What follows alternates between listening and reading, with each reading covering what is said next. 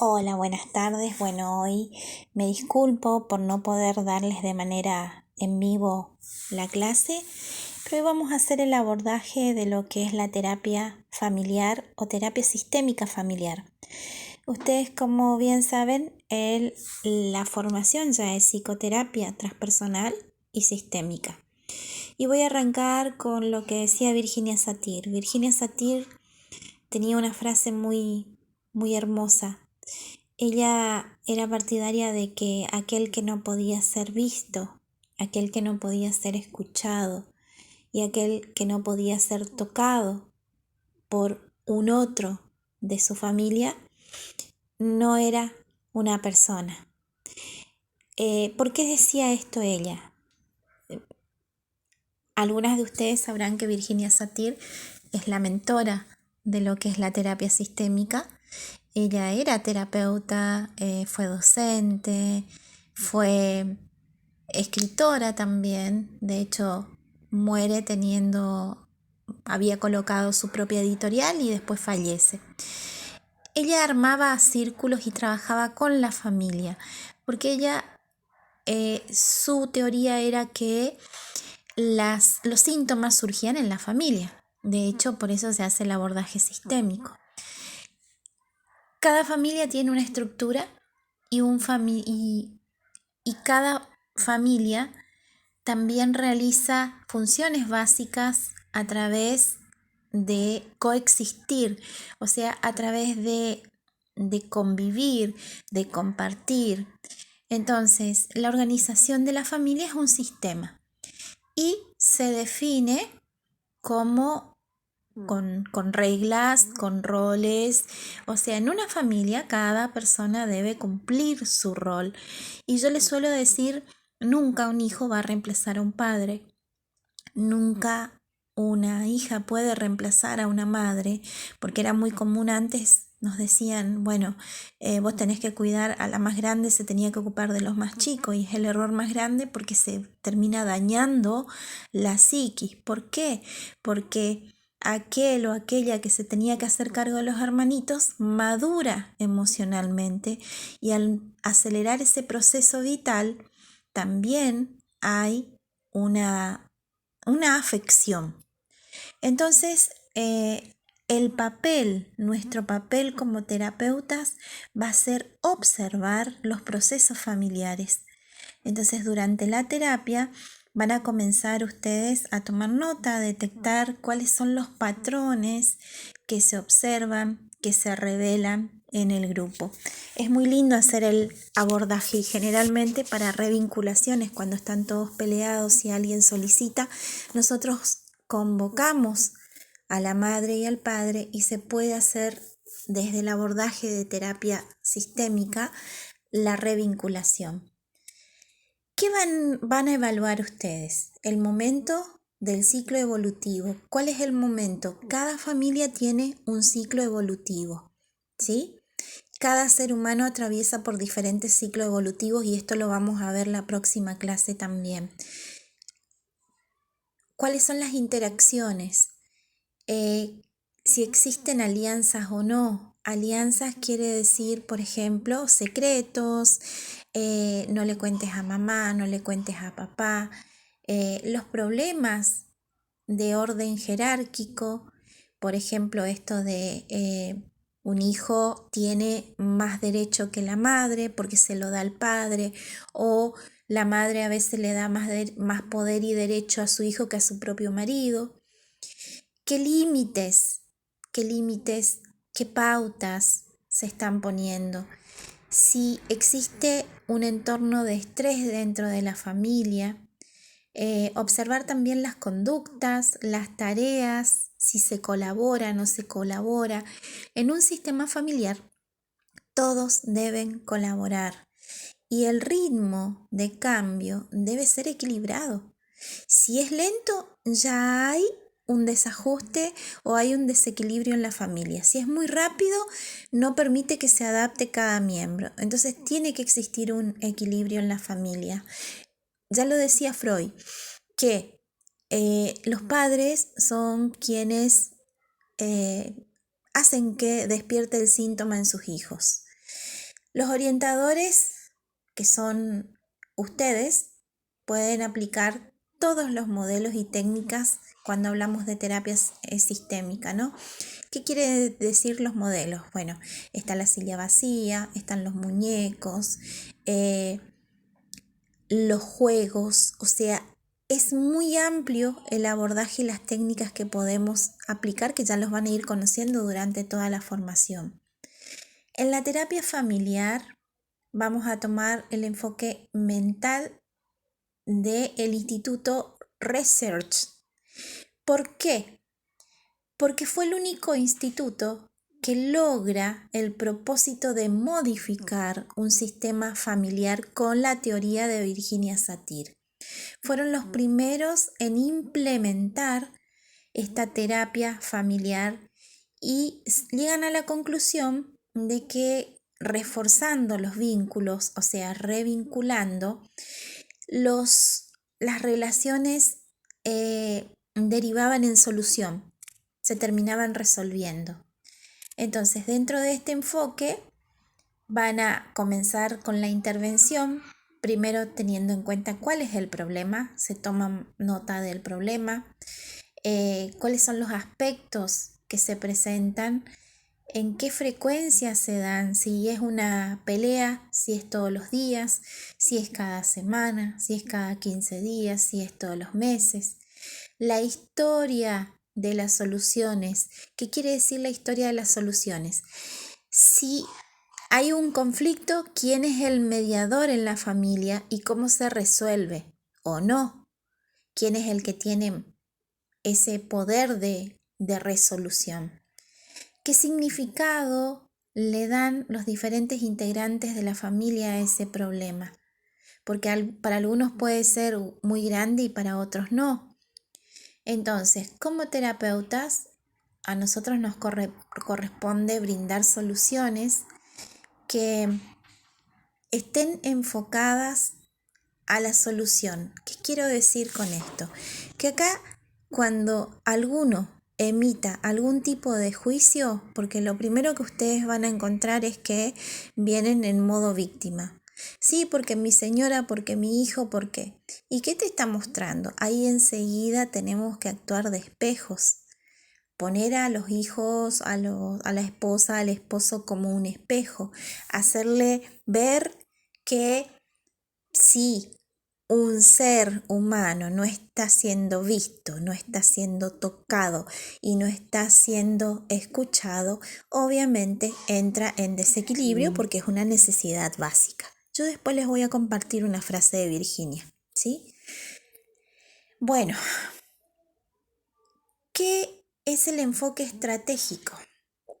Nosotros lo utilizamos de manera efectiva, pero que tiene que ver con las diferentes etapas que va atravesando un ser humano.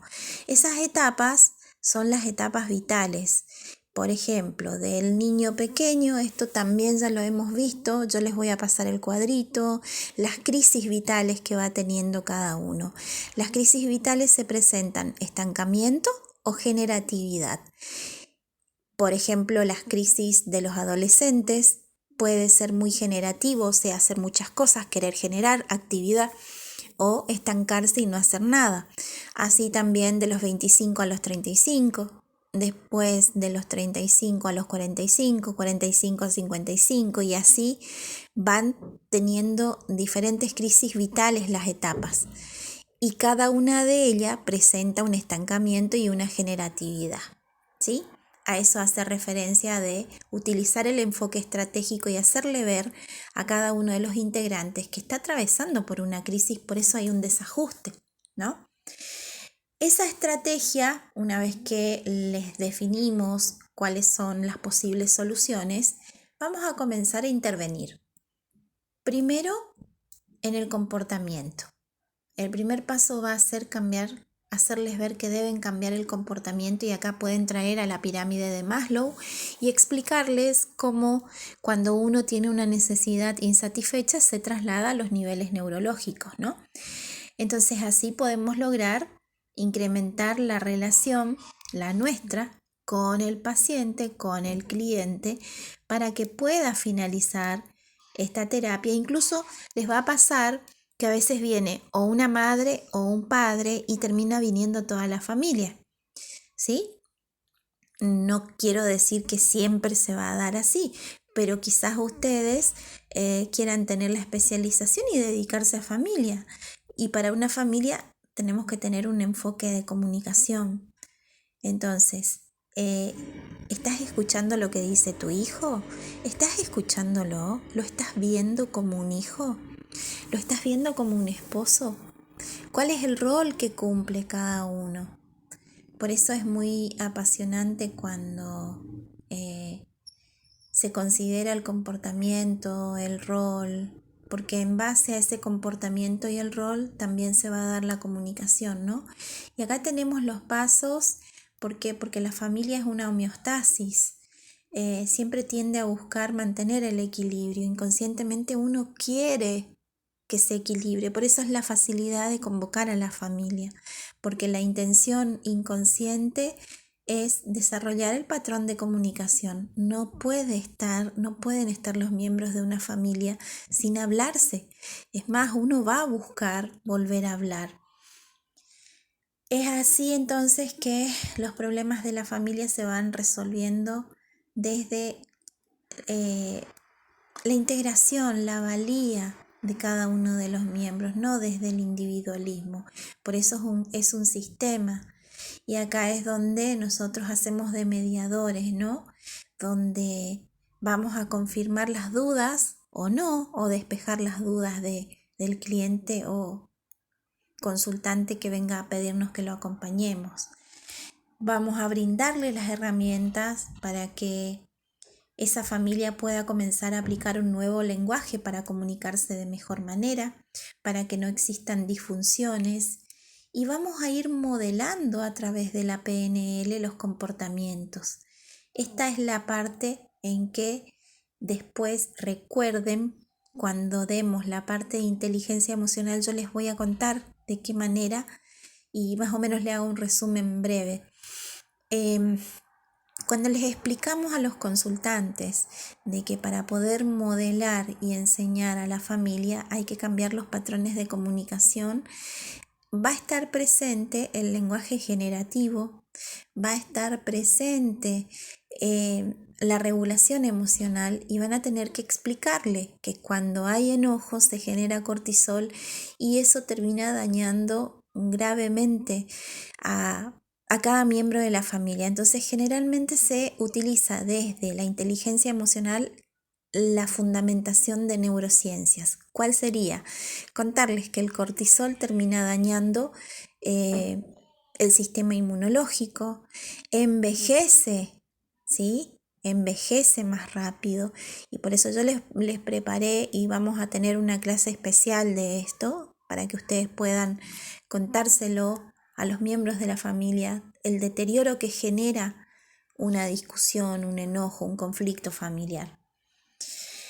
Cuando hablamos de un sistema o la terapia familiar estructurada, cada uno va a tener una demanda y viene con un aprendizaje. Y esos aprendizajes seguramente ustedes lo han atravesado porque las familias de antes eran muy estructuradas.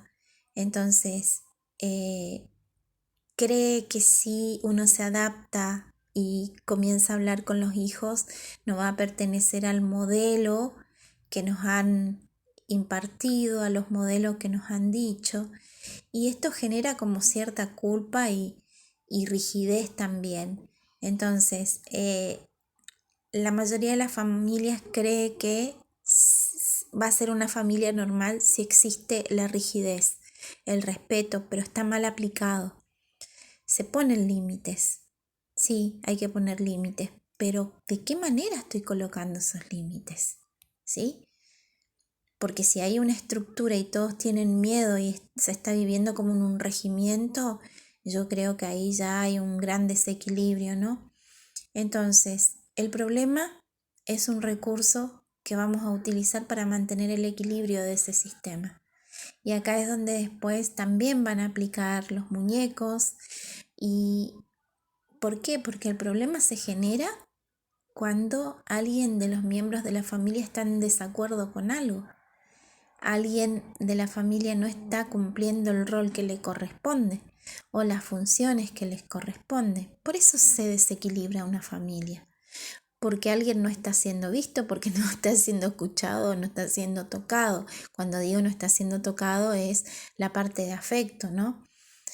Entonces, nosotros como terapeutas vamos a promover el cambio. Y para promover el cambio, vamos a arrancar de la crisis, repito, explicarles las crisis vitales, que después les voy a volver a pasar el cuadro, e ir tomando nota los síntomas que van presentando. Si hay estructura y cuál es la realidad familiar que están atravesando, porque a veces no quieren contar los padres y viene a contar el hijo. Mis papás discuten todo el día y yo no quiero que discutan, por ejemplo. Y el papá y la mamá van a decir, no, nosotros nos hablamos, van a decir lo contrario. Y ahí es cuando se convoca, si esto persiste, van a acudir al grupo, ¿no? Después viene el reencuadre. ¿Qué es el reencuadre? Tratar de convencer a la familia de que una mirada diferente va a abrir perspectivas nuevas, ¿sí? Y que esto les va a permitir cambiar, porque cuando uno cambia, también crea una realidad diferente. Eso sería el reencuadre. La escenificación.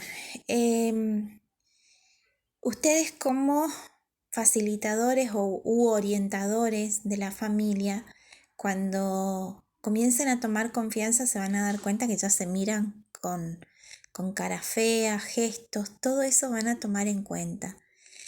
Y en la próxima van a dar esos detalles, tienen que evaluar la escena, ¿no? El enfoque. Cuando la segunda sesión ya que venga esta familia o ustedes asisten, porque a veces van a tener que ir a los hogares, o si alguna de ustedes quiere modificar y quiere realmente colaborar en el proceso de cambio. No todos quieren venir y van a poner excusa. Bueno, yo puedo ir hasta tu casa, coordinemos un día y vamos. La intensidad que ya les dije hoy, ¿cada cuánto se da? Si es cada 10 días, cada 90, y si esa intensidad es leve, va siendo cada vez más fuerte. ¿Por qué? Porque cuando el mensaje no está siendo captado, si no me escucha, yo voy a doblegar para que me escuche mi comportamiento. ¿Qué quiero decir? Que si no me están escuchando en mi familia, yo me voy a declarar en rebeldía. Se ponen límites, hay una regulación. ¿Cuál es la distancia psicológica que existe entre cada uno de los miembros? Porque a veces, por más que sea en una familia, hay padres que invaden demasiado el espacio de los hijos o los hijos que se meten demasiado, por ejemplo, revisar los celulares. Que uno revise el celular de sus hijos está bien, pero no que esté pendiente todo el tiempo, porque a veces se puede convertir en un trauma. Entonces, en estos casos, se sugiere la distancia psicológica y poner un límite, por ejemplo. Bueno, llegado tal hora, mamá, papá, necesitamos saber qué es lo que vos estás haciendo. Entonces, permitinos, tenemos que chequear, porque hay tantas cosas en las redes que hay que establecer esos límites, pero de manera equilibrada. También les va a tocar medir si hay desequilibrios. ¿Qué quiere decir desequilibrios? A veces hay miembros de la familia que dicen tengo que caminar sobre huevos. Es como caminar sobre huevos. Entonces ahí obviamente hay un desequilibrio.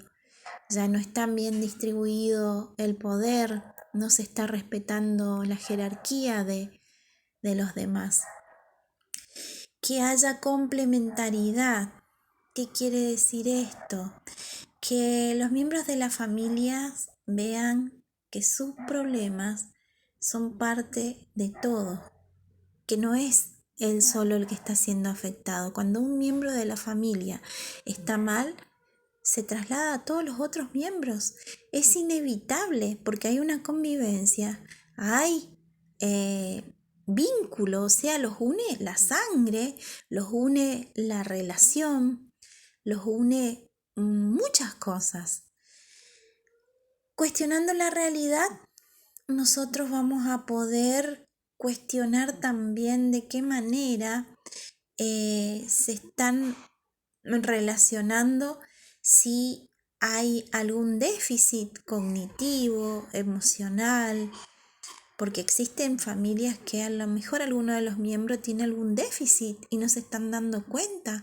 Entonces también vamos a indagar ahí cómo está psíquicamente, cómo está emocionalmente, y todo esto se va informando. En todo momento, chicas, ustedes tienen que ser neutrales, ¿sí? A veces yo suelo sugerir que cuando quieren hablar o comunicar algo, porque dicen, no me escucha en casa, que busquemos un lugar afuera. Nunca los problemas se resuelven adentro de la casa. Por ejemplo, una pareja se encierra al dormitorio para poder intercambiar desacuerdos y terminan discutiendo. ¿Por qué? Porque el inconsciente va a defender su lugar y los dos están en el mismo lugar porque habitan un mismo lugar. Entonces siempre sugieran que los conflictos entre los mayores, en este caso la pareja, los salgan a hablar afuera. ¿Para qué? Para que no haya dominio de ninguna de las dos partes. Las entrevistas las hacemos de manera circular. ¿Para qué?